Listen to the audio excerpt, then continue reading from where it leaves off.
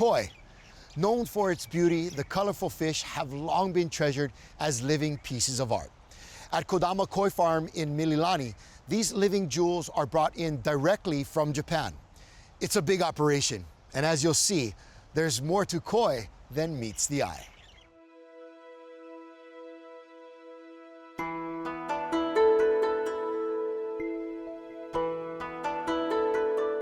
Kodama Koi Farm started about 50 years ago.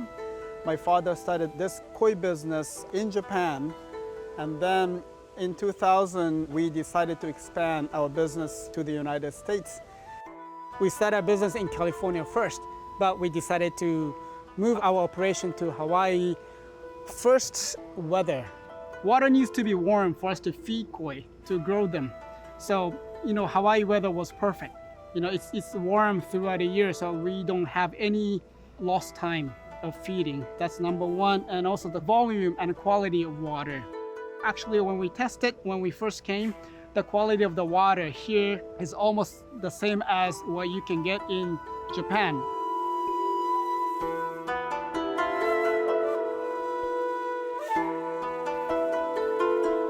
So I'm very happy and very fortunate that we have this farm in Hawaii. Right now we have about 8 acres. We have 30 ponds of 3,000 gallons. We have more than 50 ponds of 10,000 gallons. And we have several hundreds of the smaller tanks.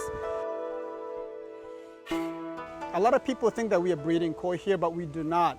I'm from Japan, and I'm here to introduce the beauty of the quality Japanese koi. So we actually go to Japan, buy koi one by one from the breeder's track, and then we import them from Japan to here, and then we raise them. At this koi farm, we have several sections. One place is where we take pictures. And then after we take the pictures, we will print it and we will laminate it. It comes with the barcode IDs so that we can track all the koi individually. We have a shipping station. When the order come in, we will bring the koi in, quarantine them for 1 more week again, make sure that they're healthy, and then we pack and ship them to UPS. So when koi comes in from Japan, and also when we ship the koi from here to our customers, we put those koi in a plastic bag with water, and we put the pure oxygen, and then seal it, and then we put that in a box.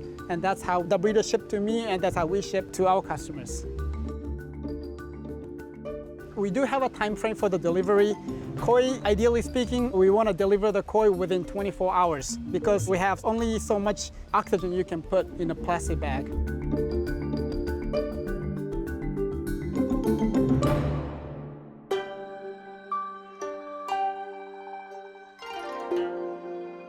A big thing is that it's so hard for the customer to see why this koi is for $100 when this koi is worth for $1,000. We need to kind of educate them. Education is really a big part of it. So there are 3 main varieties. We call them gosanke. Kohaku is red and white koi. Sanke have red and black on the white body. And Showa, they are black base. They have white and red on the black body. Kohaku, Sanke, Showa, they are the 3 most popular varieties. But we have more than 100 different varieties in koi, so you have so many to enjoy. When we look at the koi's beauty, we look at the body conformation, quality, and pattern in that order. Look at the body conformation, look at the skin quality, and then look at the pattern. Hobbyists probably look at the pattern first, but for the professional like us, we look at the body first, because that's the foundation of the koi. If the body is not really strong, no matter how good the pattern is, eventually the beauty is gonna fall apart. So the body comes first. So this koi is called Showa variety, and Showa has 3 colors, red, black, and white. This is female, 3 years old, and very beautiful. And what makes this koi very special is, number 1, the bloodline. This koi came from a breeder called Dainichi Koi Farm. He is one of the biggest koi breeders. He has produced so many grand champions. So the bloodline is good. As I said, body, quality, and pattern. These are the 3 important factors for the beauty. And if you look at this koi, you can see how big this koi is. You can see the head is wide, the shoulder is big, and all the way to the tail tube, the meat is all the way in. So it's almost like a big tree trunk. So this is definitely one of the ideal body conformations. And then the quality. Quality is kind of hard to explain, But if you just look at the black being jet black, and if you look at, you can see this size, a little bit gray areas. That's okay because koi is a growing beauty. The black is underneath. You'll start filling in over the time. This is still kind of an unfinished piece of art. The size actually is a value.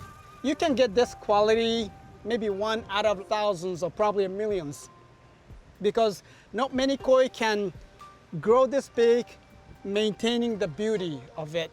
It's so hard to see everything in one body. So that's why this koi is one of the most valuable. Right now I retail it for 10,000.